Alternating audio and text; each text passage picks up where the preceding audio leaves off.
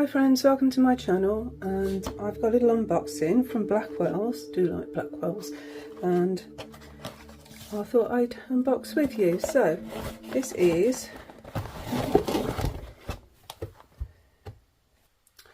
the Celtic Dragon Tarot from DJ Conway Lisa Hunt, and this is an older deck, and the reason I got it is because it's going out of print.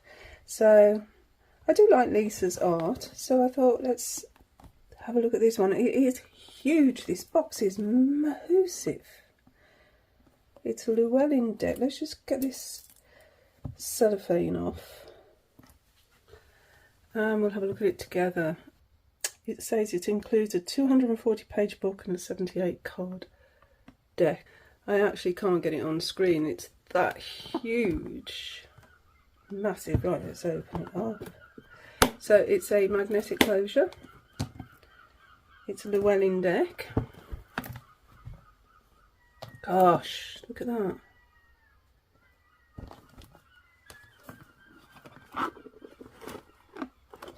This is the book. These are the cards. So it's a bit, yeah, it's a big box.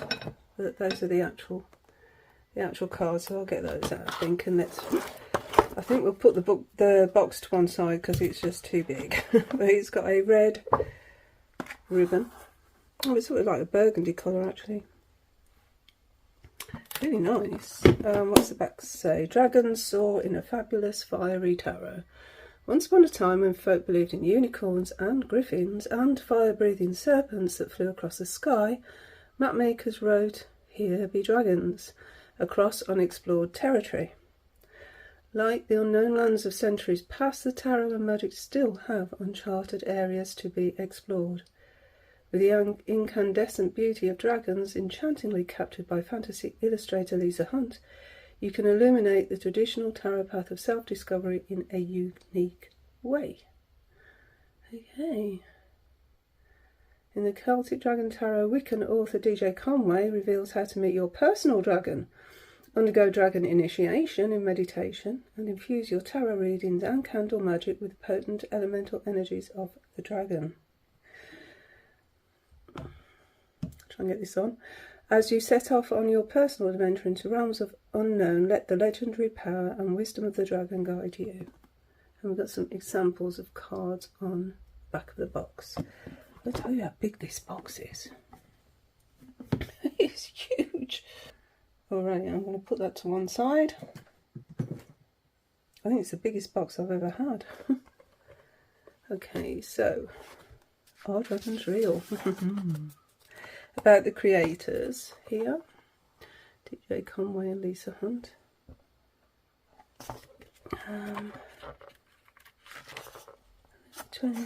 20th printing 2021. So it's weird it's going out of print. Mind you, 20 printings. It's been around, I suppose. Illustrations 1999. So I suppose 20. What do we know? 23. So 24 years. I wonder if they're going to do an updated version. We've got some books that DJ Conway has also written here. So a whole list of books there.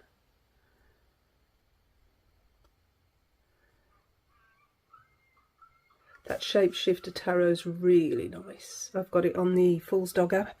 Beautiful. Other books by Lisa Hunt. Here.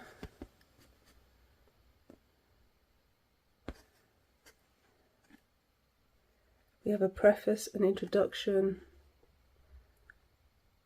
chapter using the Celtic Dragon Tarot, guide to the cards, then the majors, then the minors, some layouts. Some candle spells. Oh, some more candle spells. Meditations. Candle colours and uses, and a stone powers. Oh, crystals maybe? Look. 211. Okay, so we've got appendixes. Yeah, and they are crystals. Pyrite, moonstone, clear quartz, lodestone or magnets, eye stones, which is hawk's eye, cat's eye and tiger's eye. We have geodes, staurolite, meteorite or tektite. Staurolite's gorgeous. Got a bibliography at the back, always useful. I always look at bibliographies. Yeah, there's the candle colours and their uses. That is really cool. Right, so what do we get for... Let's have a look. Got some background from the artist Lisa Hunt and how their process developed. And then acknowledgements. So each of the contributors have put some acknowledgements there. Introduction, the magic of dragons. 1, 2, 3, 3.5 pages for that. Then using the Dragon Tarot. So you can actually use it with spell work and meditation as well as using it as a tarot deck.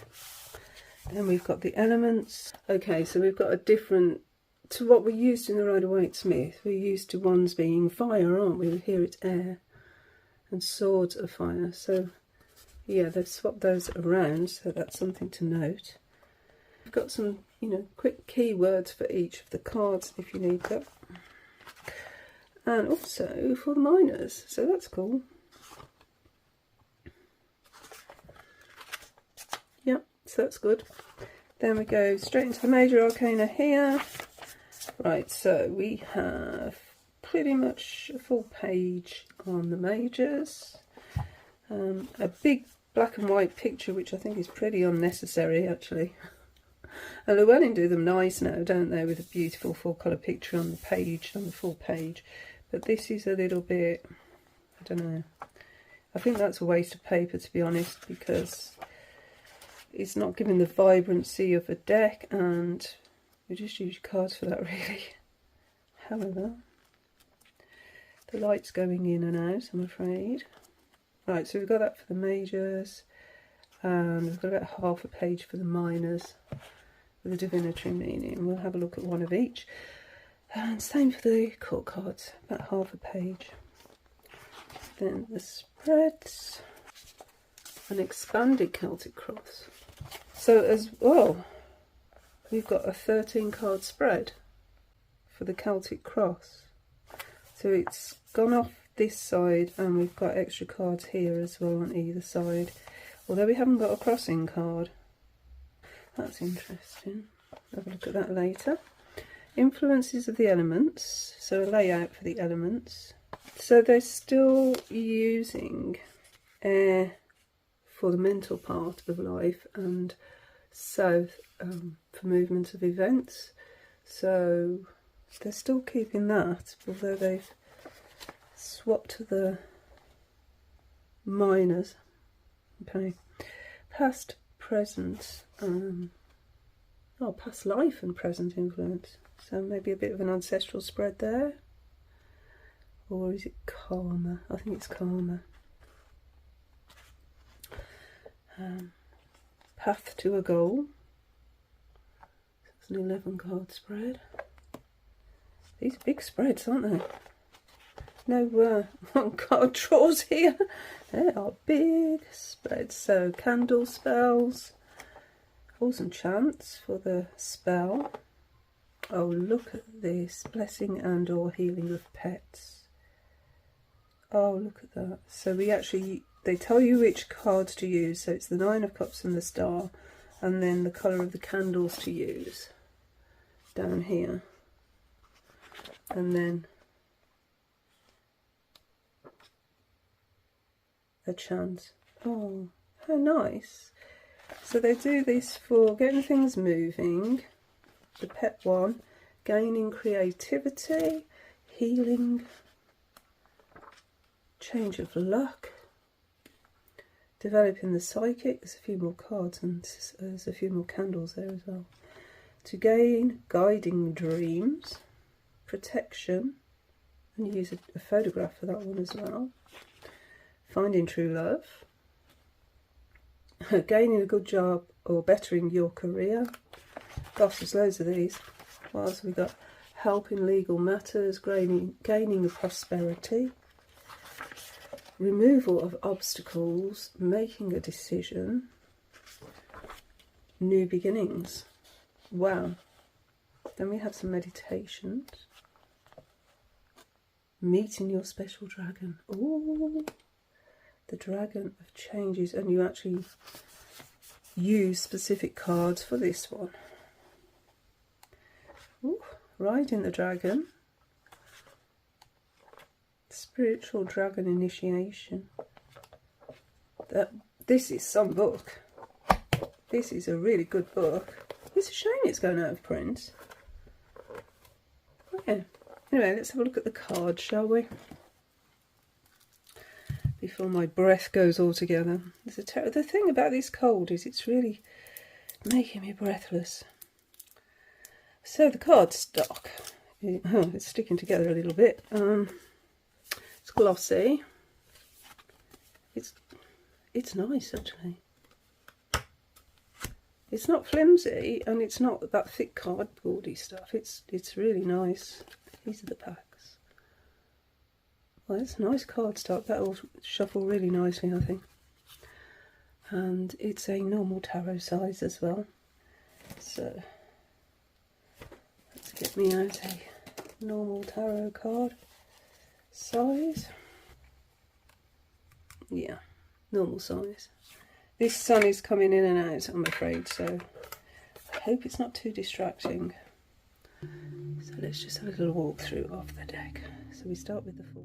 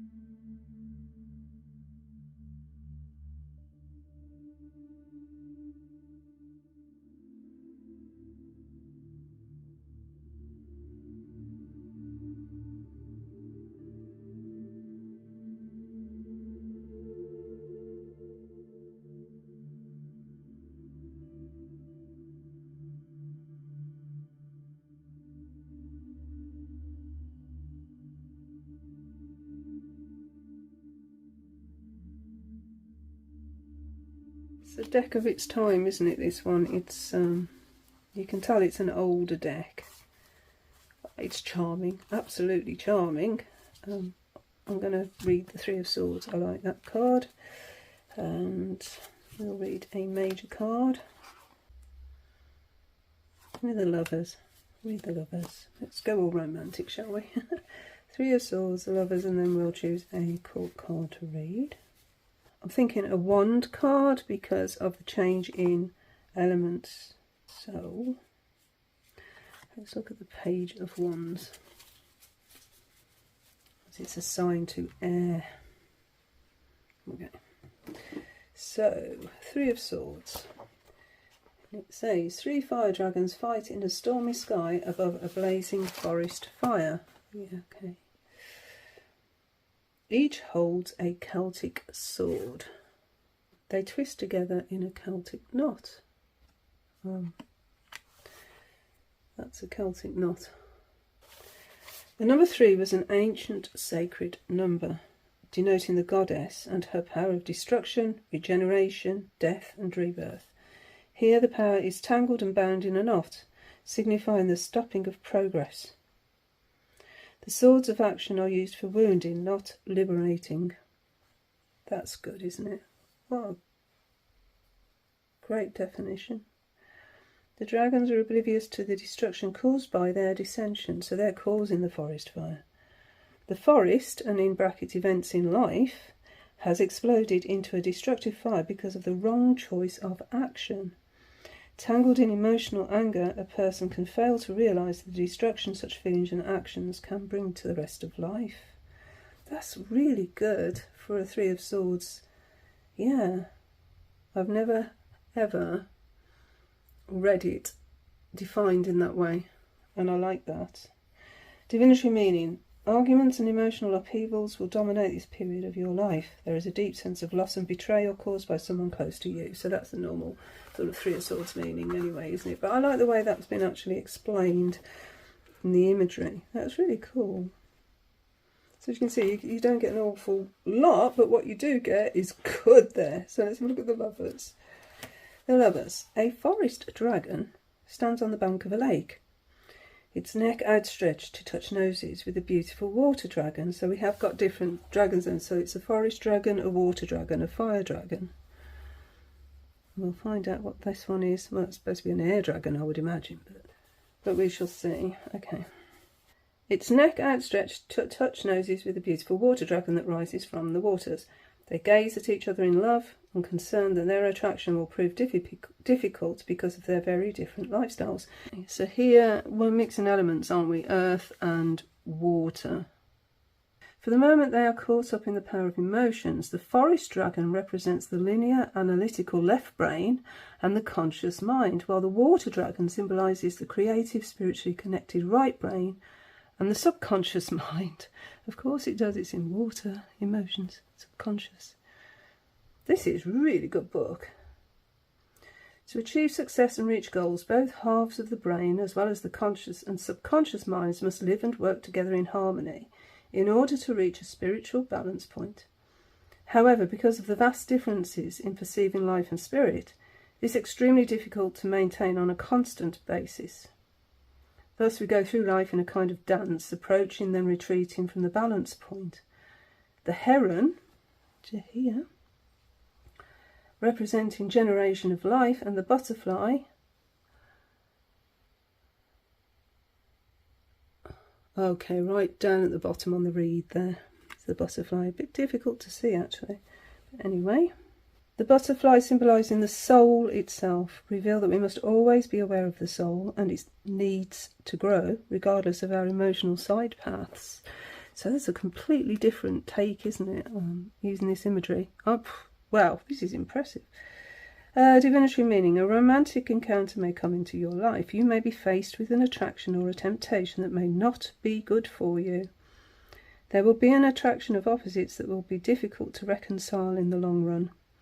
A difficult choice will arise. Make your decision on the facts, not the emotions. Okay, Page of Wands.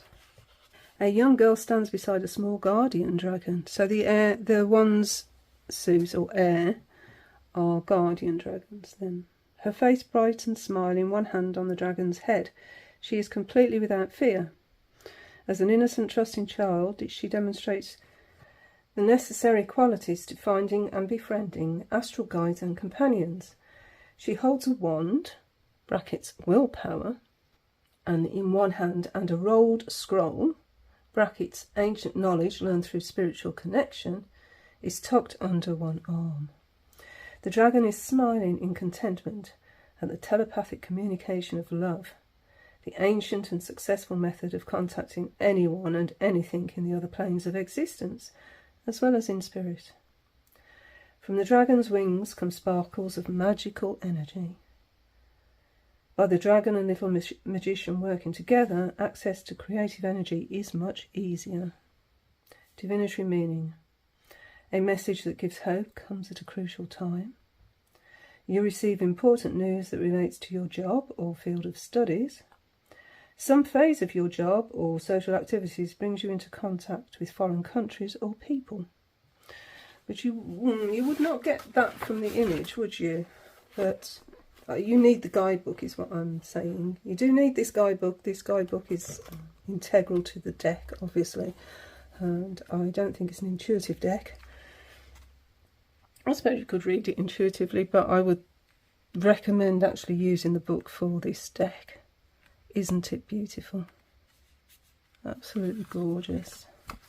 Okay, so that's a little unboxing and a little example of the guidebook from the Celtic Dragon Tarot from DJ Conway and Lisa Hunt, which, as I say, is going out of print. So if it is one that you're interested in, I would highly recommend getting it as quick as you can, because we know what happens with out of print decks, don't we?